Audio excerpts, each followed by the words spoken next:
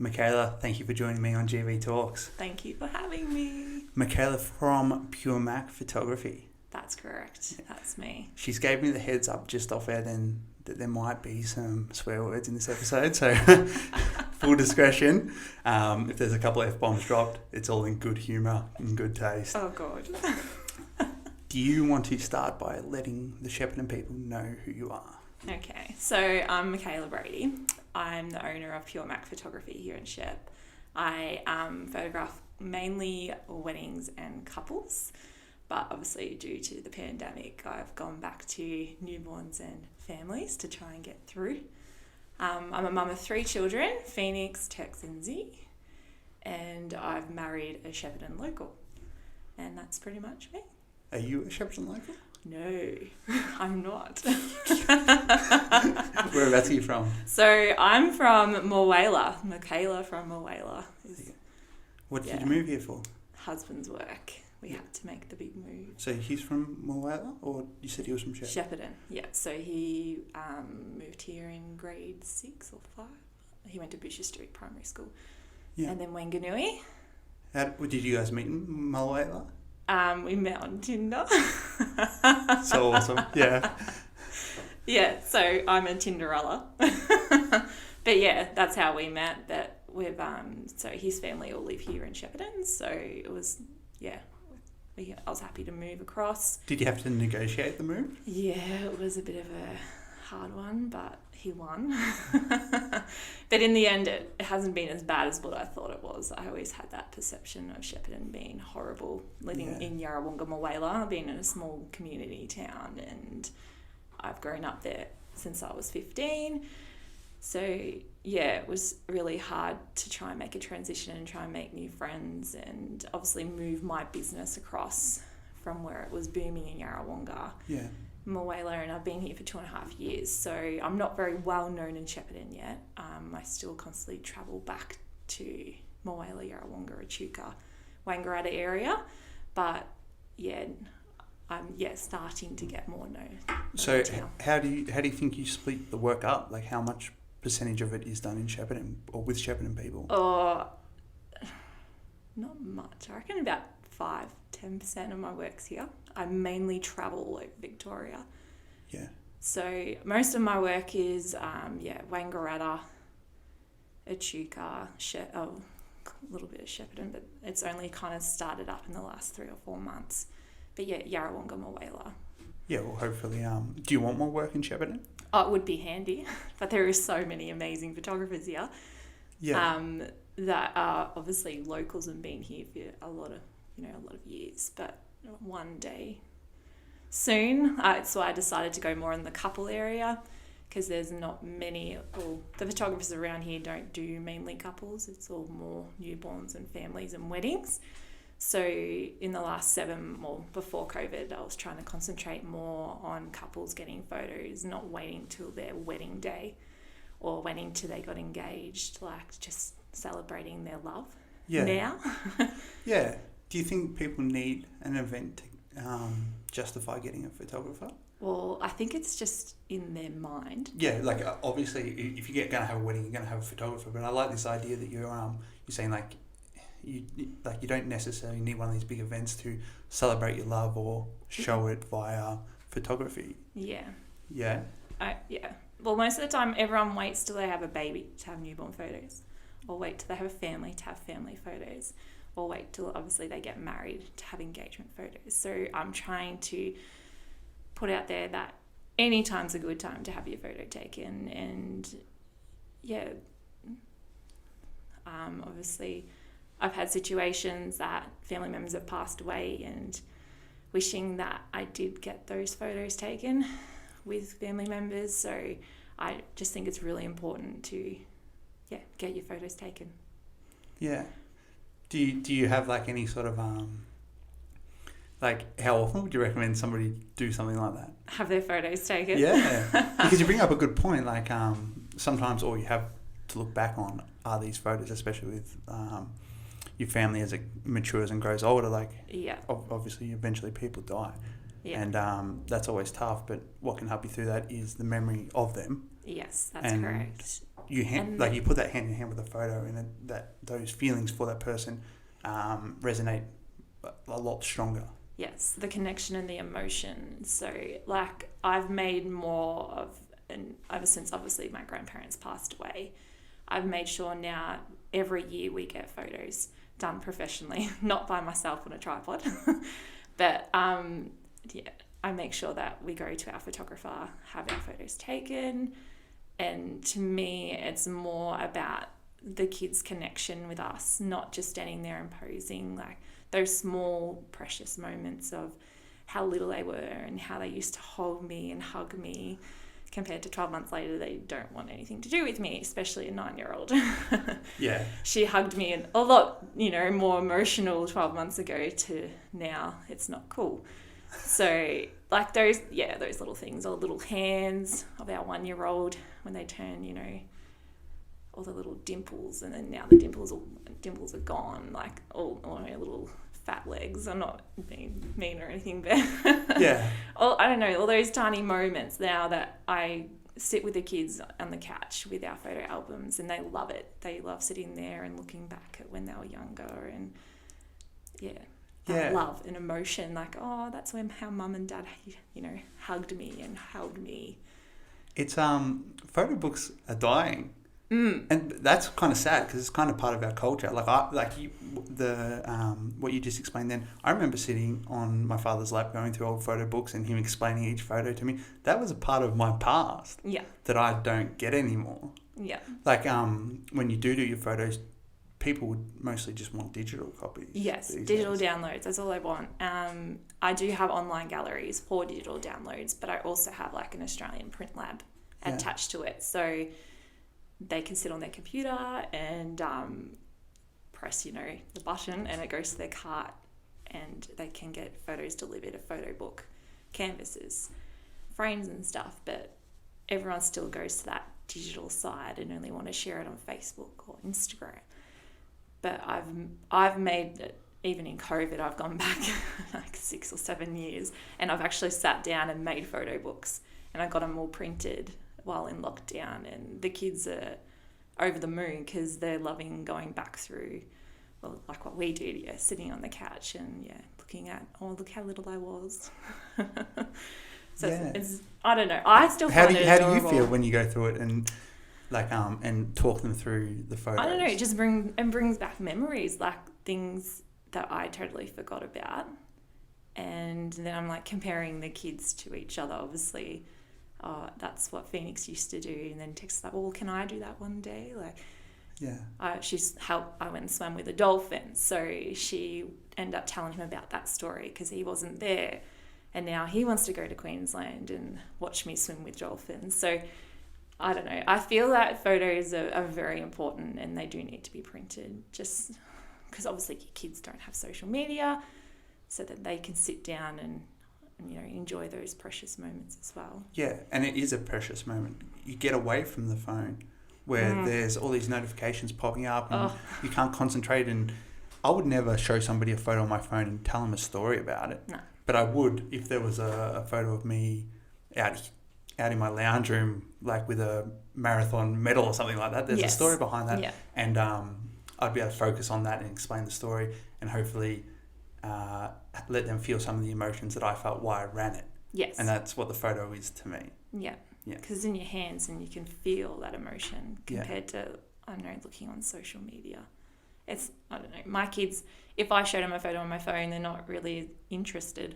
But if I go grab the photo album of like this year's photos and they sit down, they're like, oh, remember when we went to the beach? Like, do you remember when, Tex ran into the ocean and the wave grabbed him? Like, it was bringing back those memories, or I do recommend it. Definitely print your photos. Can you tell us the first time you picked up a camera? So I was 14 years old. I went to Kyneton Secondary College. They have the best art program there at that school. And it was all film cameras back then, so I'm very old school there. No digital cameras, but it was amazing to go outside and with your friends and have a play and do self-portraits, and not knowing what the photo was going to look like until we went back into the art room, into the dark room, and waited for the magic to appear in the paper. That feeling is amazing. Obviously, I'm not doing film anymore, and that's one of my goals on my bucket list, is to buy another film camera and start introducing film again. Yeah. But yeah, one day we'll get back to that. But that's how I started. And then we moved to Yarrawonga. They're a smaller school, didn't have a photography side, so it kind of, went on the back burner, stopped doing photos completely. Not until I was 22 when I had our first child, Phoenix. I don't know, I was just watching her and her little small moments and stuff, and just was like, oh, I really want to document these little tiny feet or fingers. That fire, that energy started burning alive in me, and I was like, well, I'll have to go get a camera. So I brought a digital camera. Yeah. I obviously didn't know how to use a digital camera. So I started self-teaching. I went on YouTube, a lot of YouTube videos. There was no online courses back in 2012. It was really hard to do anything online or go somewhere to learn how to do photography. Yeah. And if I did, I'd have to go to uni. I didn't want to obviously do that with a newborn baby. So I reached out to other photographers, but back then it was more competition over community. Yeah. So if you go and message them and ask them, well, what lenses do you use, or what camera would you recommend for a beginner, and it would be pretty much crickets. Like, they wouldn't want to talk to you. But that was fine. Like, I could understand. I was, coming out and wanting to learn how to use a camera, and so I just continued to do what I did and started taking photos for family members and friends, and then obviously the word grew in the Yarrawonga Mawela community, and then I started to blossom more from then. And yeah, that's pretty much my journey of picking up a camera. These days there's so much more. Like, you can go get mentoring. You have obviously Instagram. When I first started, Instagram wasn't even out there, or Facebook was only just brand new. So there was no social media kind of area to have, groups and group discussions. I didn't have any of that. So anyone starting out now it's a lot easier to become a photographer, because there's more opportunity there. Whereas back 2012 I was kind of stuck and had to kind of work my own journey and learn ways. Did you have to be brave to ask for help? Yes. And how many times I got shut down but in my head I was like, it's fine. It's their business. This is how they want to, do things. But I always made sure in my head I'll never do that. If anyone messages me or sends me a DM, I make sure I respond to them. And if they have questions about cameras or lighting or anything like that, I'm an open book. I won't hold back. I just feel that everyone has, the opportunity to, start fresh. They don't need someone, being negative against them. Yeah, of course. And if you're good at what you do, which you obviously are, thank you. Competition is healthy. Yes. I believe competition is very healthy, but it's not even real competition. It's no. like rising tide rises all ships. Mm-hmm. And we're all artists, and we all have our individual style. Yeah. So I'm really good friends with lots of local photographers around here, and I don't see them as competition. I see them that they're in the same workforce as me. Yeah. But yeah. So I understand what you're saying, where people didn't want to help you back in around 2012. When do you think that shifted? With Instagram? Yes. Because people were giving out information for free. Yes. So everyone was more inclined to help. Yeah. The more you gave out, the more followers you got. Yeah. So it was kind of building up their following if they started, sharing more information. But yeah, back in 2012 was obviously a different story. But obviously it's a part of my journey, and it made me more focused on my business and has helped me come to where I am today. Yeah. That a bit of negativity didn't ruin my journey. Yeah. Do you think photography is a form of art? I do feel it's a form of art, but others might not think it is, because you're just capturing a moment in time, not, drawing a masterpiece. Yeah. Anyone can obviously grab a camera and take a photo. Yeah, anyone can get a good photo every now and again, but to do it consistently the way you do obviously takes skill, like any artist would have. Yes, and that's why I believe it's more of an art, because you need to obviously know how to use your equipment properly. The lighting, the space to create, it needs to be perfect, or sometimes not perfect. I don't mind if the area is not the perfect location, but and at the same time you're a director. You need to obviously direct your clients. I'm not a post photographer, so obviously I'm constantly talking as I'm taking photos. Oh, my bloody cough, sorry.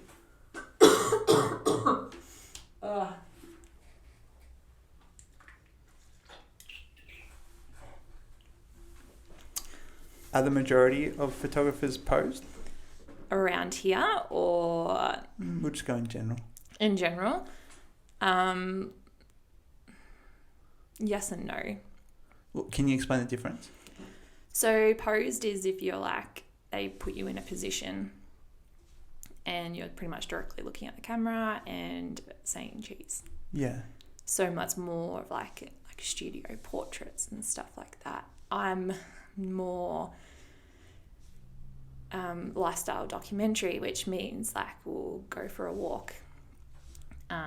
As you're walking, I'm concentrating on the kids, seeing how they're reacting to what's happening. Most of the time they're excited, playing with their dress, doing twirls, running around, capturing that love and emotion in their eyes, or how they're looking at their mum and dad, even though their mum and dad is obviously trying to make sure that they're cooperating and not running around being wild.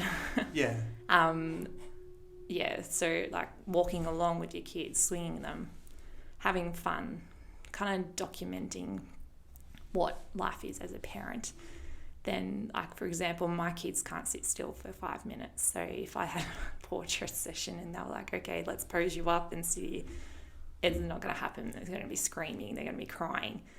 So my approach for photos is just going on a little adventure, going for a walk, going for a stroll, walking down the river, letting them play, enjoy, capturing that kind of movement. From the outside, I'm obviously not in your field of work. Mm-hmm. It seems like that is the majority of photos I see these days. I don't really see that many posed photos. Yeah, so a lot around here, we'll do more of a lifestyle documentary style. Yeah. Yeah, definitely. Does anyone ever ask for posed photos? During your session, you'll probably get the mum or dad might ask for one photo of them all looking at the camera, which is extremely hard when you've got kids. But I'll try and normally take one or two in the session. Yeah. Just so obviously grandparents, example, my grandma or my nan, she prefers obviously that cheesy smile camera photo shot than running around in an open field. Yeah, having fun. Because that is just real. Obviously you've set up the time and you're there, which is obviously not how it would usually happen. But outside of that, it sounds like you're just letting the family act how they usually would be, and you're capturing those moments. How do you describe your style when somebody wants to do one of those sessions? So I normally just explain that I'm more about connection. Yeah. So I don't like to pose people. I want to capture the emotion and the connection in your photographs to make sure that when you do look back at the photos, you can see that connection and have those feels of the photograph. You're not just looking at, oh, that's just a nice photo. Yeah. It's more of a story, like storytelling. It's more of a story behind it. And everyone that you explain it to understands that? Yes. Yeah, it's awesome. Normally my clients, I have it on my website first before they definitely book in. They're not booking, I don't want them to turn up to their session and they're like, oh, this is not what I expected my session to be like. Yeah. I'd rather them rock up and go, oh, this is an amazing experience. I know what my experience is going to be with Mickala. I know I trust her with all our photos and making sure that I know she's going to definitely capture our connection. Yeah, great. How did you turn Pure Mac into your full-time job? Obviously, I worked at the Commonwealth Bank since I was 18. And I tried many times to leave. That didn't happen. Obviously had 3 kids, and hubby changed his career in the middle of that as well. So, and obviously it was too hard to obviously get rid of that income. Yeah. Down to 1 income again. And then in 2016, I got diagnosed with endometriosis. So that was another kickback that we couldn't, take that leap again. So I was working 5 days a week at the Commonwealth Bank, and then I was photographing weddings on the weekend, and then I was back to working at the bank. So obviously my time management skills were pretty bad and shocking, but yeah, in what year are we now? 2020. I had our last child in 2019, and I decided to extend my maternity leave at the Commonwealth Bank and have another 12 months off and try and make that leap into photography. But then obviously COVID happened. But I don't know, there's not much you can do when a pandemic happens. I didn't want to go back to the bank because obviously I was now becoming a full-time homeschool mum. Yeah. And obviously kinder was kind of running but not running. And then childcare with the third one was kind of not running. So we just decided that's fine. We can manage and definitely become pure Mac photography in a pandemic. So it's been a crazy year to do it, and obviously having 2 surgeries as well this year and homeschooling and starting my business into a full time, but I wouldn't change it. Yeah. At all, but yeah. What do you think you've gained from the adversity? I don't know that. Do you think anything can stop you now? Oh, I don't know. That's tricky. I've obviously had a lot of crap happen, a lot of shit happen this year, and I think it's made me more stronger, and that whatever's thrown at us, we can get through it, especially obviously being diagnosed with obviously endometriosis and stage 4 of it now, and that it's carried over to my lung and all that kind of crap that's happened. I know we just decide to just deal with it and go with the flow, and hopefully 2021 will be much better. Yeah, I don't think you could have a worse year than the year that you've just described there. Yeah, it's been a horrible, horrible year. Yeah, but you must get solace knowing that you've pushed through that, and it hasn't held you back. Like, you're still sitting here in front of me smiling. Yeah, I know. Laughing a bit and enjoying your own story. Yeah, that's right. My story this year has been, fucked up in a way. But I don't know, like, life's too short to sit around and, be sorry for yourself. And I know there's so much more people out there with horrible stories, and every client that I meet, I listen to their stories and thinking, oh, holy shit, my story is nothing compared to what they've been through this year. So yeah, in a way, like, yes, I do have stage 4 endometriosis. Yes, there's no cure for it, but I will get on with my life and tolerate the pain and just adjust my business to my health. And yeah, family time is very important. So they're just three things I'm going to start working and focusing on in 2021. Well, as much as I can, let alone the 30 weddings that have been pushed to 2021. But yeah, life goes on. We need to be strong, I suppose. Yeah. Yeah, I think you should be proud of conquering this year. Thank you. Do you ever reveal your photos to your clients face to face? No. Never. I don't have a studio. Yeah. Obviously, once again, I would love my own studio. My house is too small because we're obviously renovating and 5 in a house. Yeah, it's just not possible to have anyone else come over and see obviously how messy my home is. But I do the online gallery. Yeah. Whereas they can see all their images on there, and they have an Australian print lab attached to it. So if they want to go get photos professionally printed, they don't have to go somewhere else or seek somewhere else. So it's pretty self-explanatory on the online gallery. But yeah, I do miss not seeing their face when they look at the images. Like I'd love to see what their facial expressions are.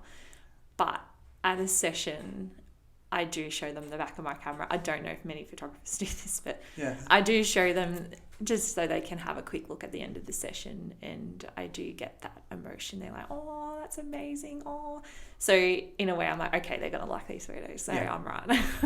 Like, you still receive a lot of positive feedback. How does that make you feel? Oh, good.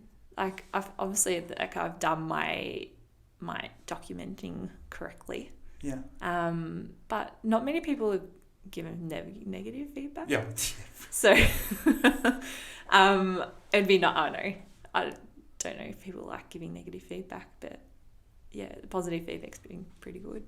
Yeah. Makes me feel good. Makes me feel like I've accomplished something. Makes your soul happy. Yeah. That's great. Can you share a story or event that you're really proud of? So obviously I'm going back to my endometriosis story. I've been quite hush-hush about it since I was diagnosed in 2016, because I just think it's like a taboo subject, obviously, and not many people want to listen to, someone who's got uterus problems. So I decided this year that I would share my story online on my business page. I was like, I'll just give it a go and see like what my reaction would be.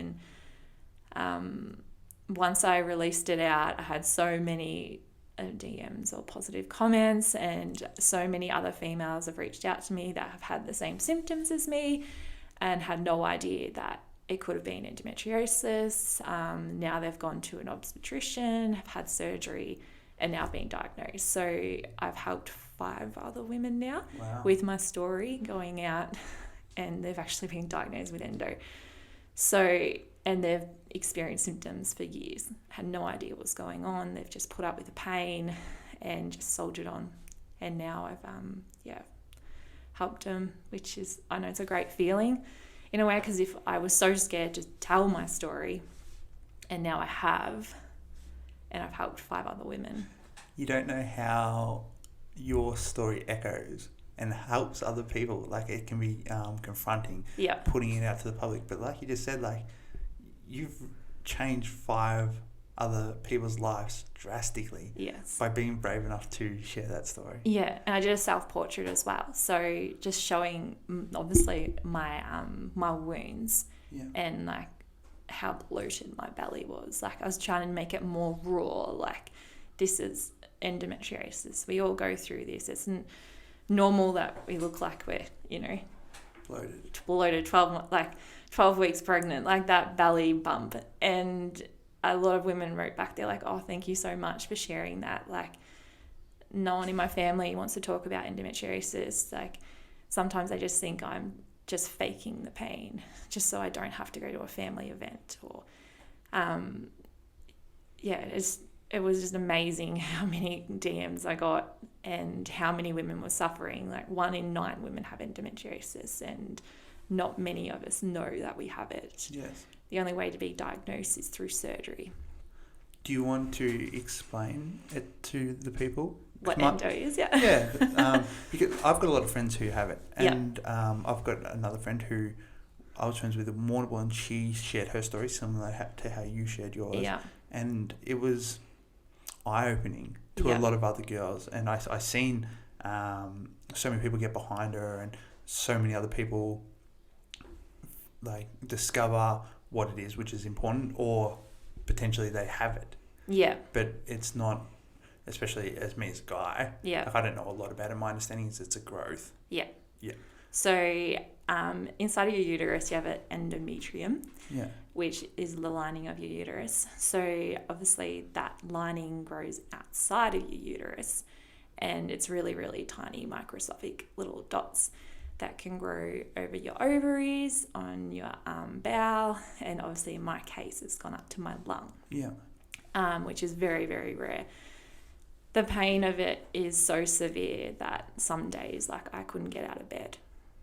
Can you explain it to me? Like, is it it's like a stabbing pain. Yeah. Like, you feel like you're constantly getting stabbed. And this was obviously only, God, what are we now? So it was like 12 weeks ago, 4 weeks before my surgery. I was in that much pain that I couldn't get out of bed. That hubby had to call work and say, sorry, I can't come in. Mickala can't get out of bed. She's in severe pain. That I'd have to have endone and go back to sleep and just sleep it off. But there's no pain medication. There's nothing that we can take that will stop, obviously, the pain of endometriosis, and it just grows back. Yes. Every cycle you have, it will grow back. And in my case, obviously, I was diagnosed with stage 2 in 2016, and I went and before I had my first surgery in July, my gyno up here in Wangaratta was like, it can't be that bad. You just had Ziggy 12 months ago. And I was like, I'm in severe pain. And she went in and had a look, and she opened me up and pretty much closed me up and said, you need to go to Melbourne. Yeah. So my endo was the size of just bigger than a golf ball, which was sticking my bowel to my pelvis, which was causing that stabbing pain. Had a massive cyst on my left ovary.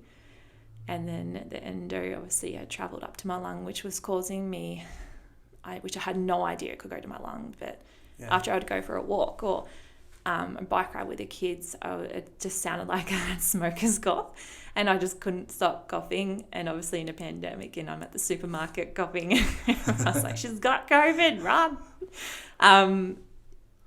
So when I went to Melbourne, obviously I had surgery down there in the middle of a pandemic, and hubby had to drop me off at the front door, the hospital, the Epworth, and was like, see you in 4 days. I was like, yeah, no worries. That was a horrible experience because I had no idea what was going on. The week before, I had to go have scans on my bowel to make sure I didn't have bowel cancer, or to make sure that my endo hadn't seeped so far into my bowel that they would have to remove half my bowel. And then that way I would end up being on, obviously, a bag for the rest of my life. So, once surgery was completed and my new surgeon from Melbourne came in and had a chat with me, explained everything what had happened. And my recovery is obviously 6 to 7 months. I'm a burns victim on the inside, but on the outside I look normal. Are you in any pain right now? Right now I'm in a little bit of pain, but it's nothing compared to what the pain I normally is. So it's just for any females out there that is having obviously strong pains. Pain in sex is one thing as well, which no one likes to talk about. Obviously after you go for a run, you can be in severe pain as well. Honestly, if you're constantly on the couch with a heat pack and in a fetal position, it's not normal. But people think it is. Is it Does it have anything to do with your menstrual cycle? Could you get those two things mixed up? It is part of your cycle. Yeah. But they think mine is hereditary. Like my mum has it, my sister has it. Okay. So they obviously mine. It looks like mine is part of my genes now, which they've only recently discovered that it can be passed down. Yeah. Previously, they didn't think it could be. And is there any cause outside of the heritage, like running in your family? Yeah. Like, is it anything that anyone does specifically that can cause it? No. And it affects all ages? It will affect... So, for example, my daughter's 9. Yeah. My surgeon's like, she'll probably get it. Yeah. But we won't know until, obviously, it's that magical time when you're 13 or 14 and she starts getting her period. Yeah. And then we'll start seeing if the symptoms start. I got told at the age of 18 I'll probably have it because mum had it bad, but mum didn't have the pain. Yeah. So there's so many factors of it. Some people have pain, some people don't. Yeah. So it seems new. Like it seems like in like the last 10 years, I've met a lot of people that have dealt with it, but obviously it's not new. It's just now people are slowly becoming open to it, learning about it, and getting it diagnosed. That's right. And they were saying like back in the day, it's like a lot of women went to like mental institutions, like because it got to their brain. But back in the day, that they don't know what it was, so it just made people go psycho and crazy. I don't know. Like it's obviously still they're unsure about it, but yeah, it could have been reasons why my great-great-grandparents died at a young age, like because obviously there's no diagnosis of it and they didn't know about it back in the day, but it's horrible. How has all this affected your work? Oh God.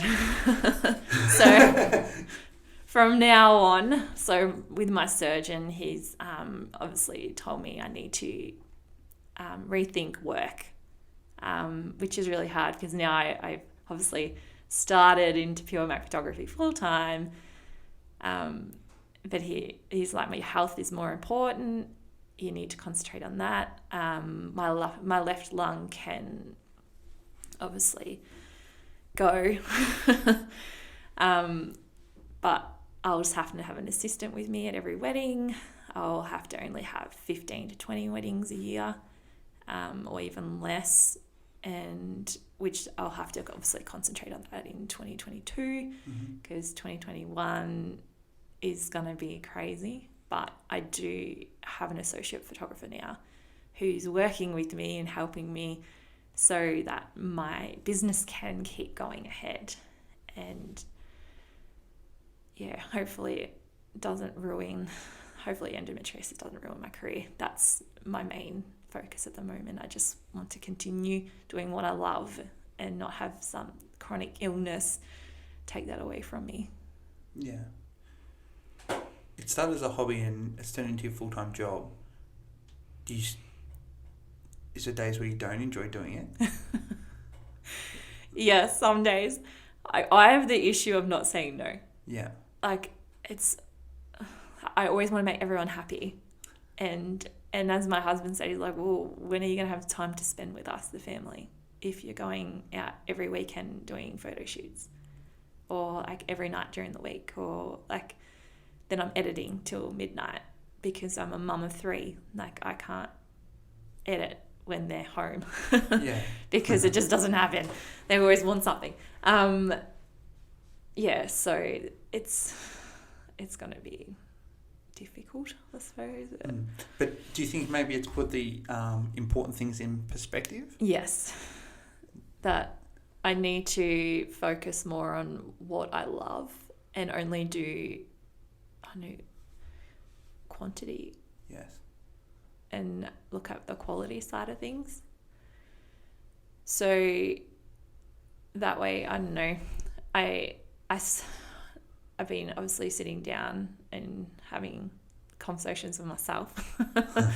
But I'm in the future, obviously, weddings, I will be only doing 15 a year and focusing on only a certain amount of couples or newborns, so I'm not overdoing it. Yeah. And I'm doing quality and an experience. I'm not rushing through every session. Yeah, I think as a business owner myself, like my ultimate goal and a lot of people's ultimate goal should be to only do jobs that they love. Yes.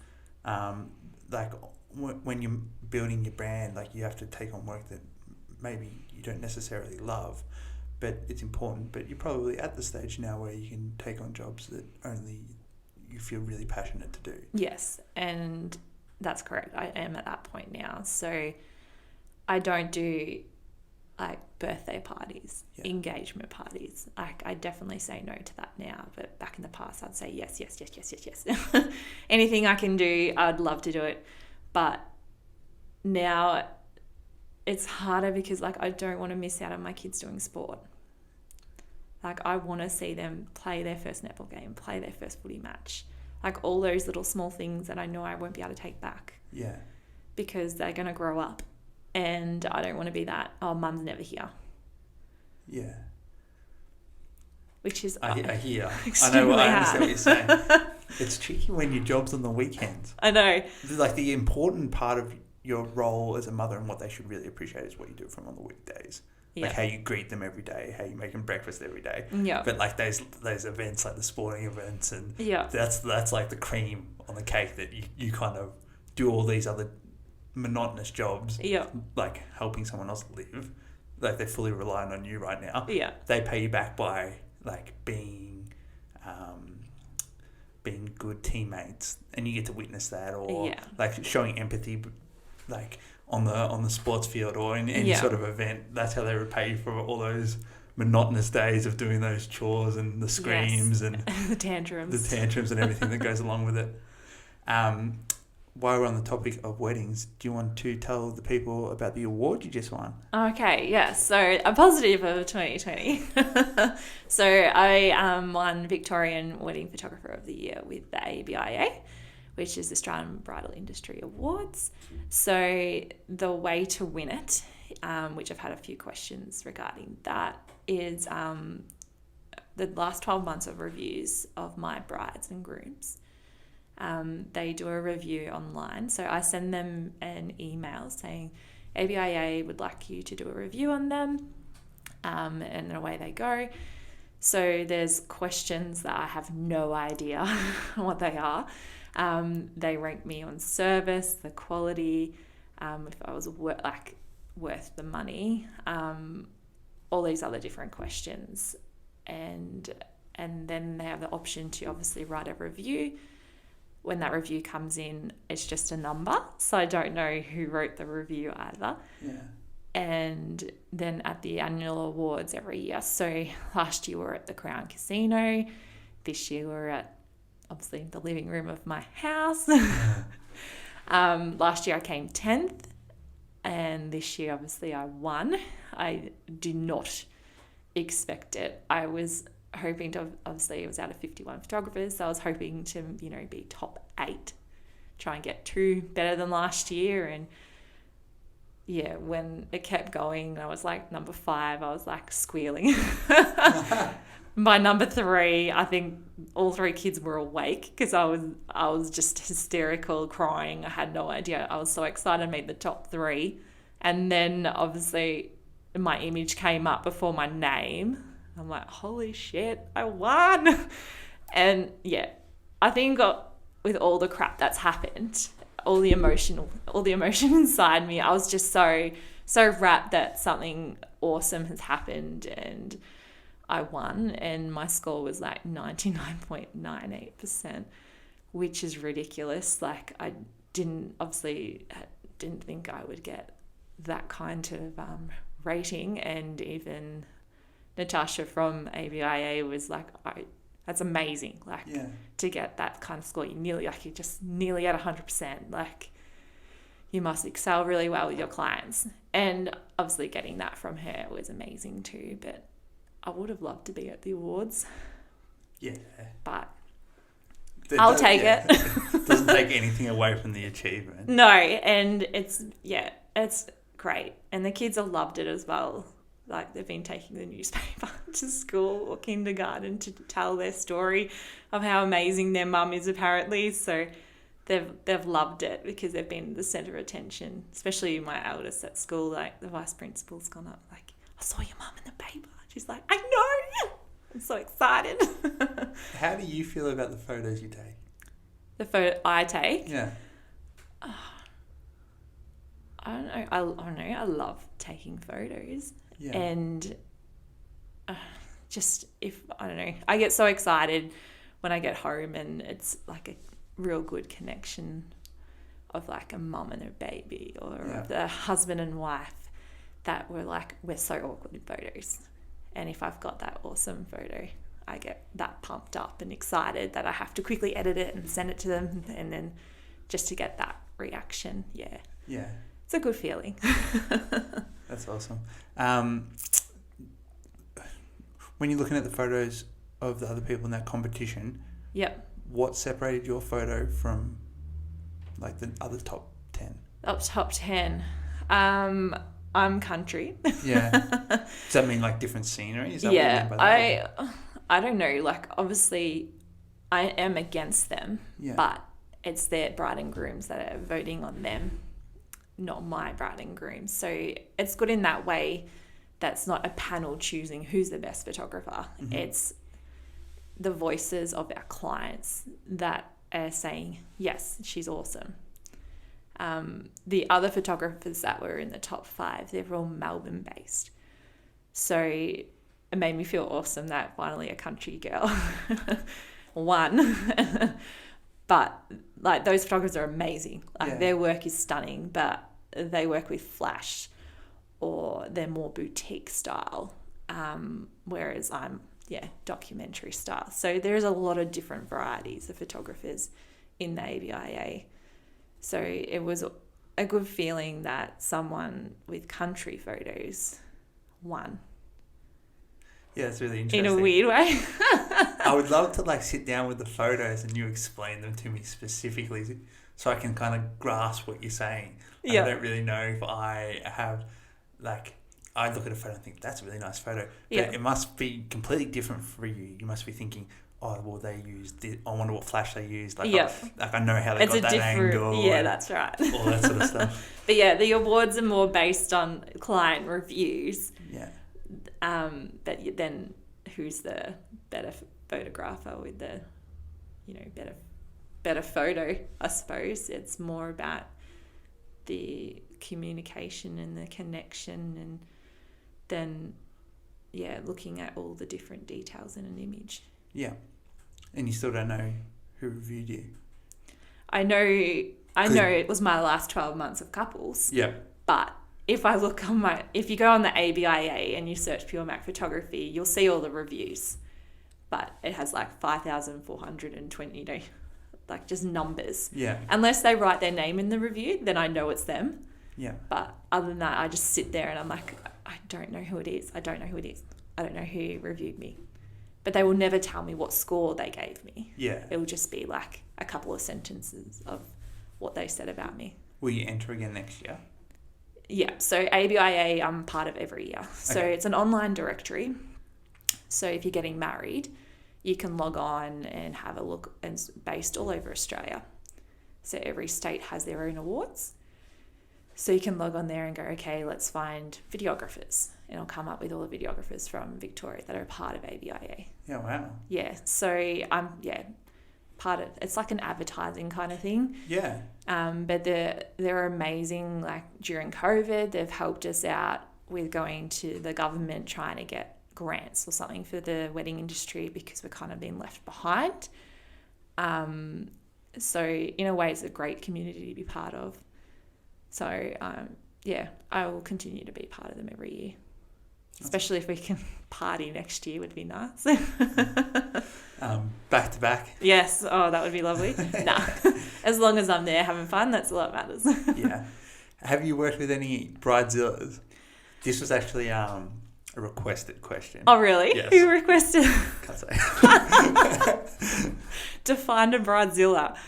Well, I imagine on a wedding day, emotions are running high. Oh, yes. So I don't think there would be a lot of like snappy brides just because the tension would be high. Like it's a big deal getting married because you're promising to stay with your husband for the rest of your life. Or your wife. Or your wife or whatever. So I just feel like everything on that day would just be intensified tenfold.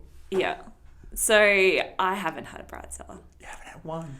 I may have had one, but that's probably when I was first starting out, and I obviously didn't show what my vibe was. But other than that, I'm very cool and calm and collective on a wedding day. Yeah. So if something's not happening to plan, which always happens on a wedding day, I will always go to the bride and reassure her that it's going to be okay. Or we'll do something else, like always having, you got to be a quick thinker. A photographer on a wedding day can be many things. Like we end up helping with the dress or with locations. If the ceremony starts to rain, like we're there to try and help work out another location. So I feel that I don't have many bridezillas because I always try and take on that stress that they're not meant to have. Yeah. So I'll try and problem solve it so they don't have to worry about it. Yeah. So you're definitely not a cause of the stress, so they can kind of console you and trust that you're doing the right thing. So no problems. Yeah. So that's why I always Zoom meet with them or have a pre-wed session with them so they get to know who I am. So if something does dramatically happen on their wedding day, they know if I go up to them and it's okay, trust me, I'll sort it out. They have that feeling of, I really know Mickala now. I fully trust that she'll know what to do. And then they let it go. So it's good in that way. Yeah, that's great. We might wrap it up there. I just have one more question, Mickala. Yeah. Who locally inspires you? Locally inspires me. Photography-wise or whatever you like. Artist-wise. Maddie and Jamie Duo. Have you heard of them? Haven't heard. So they're from Tatura. Yeah.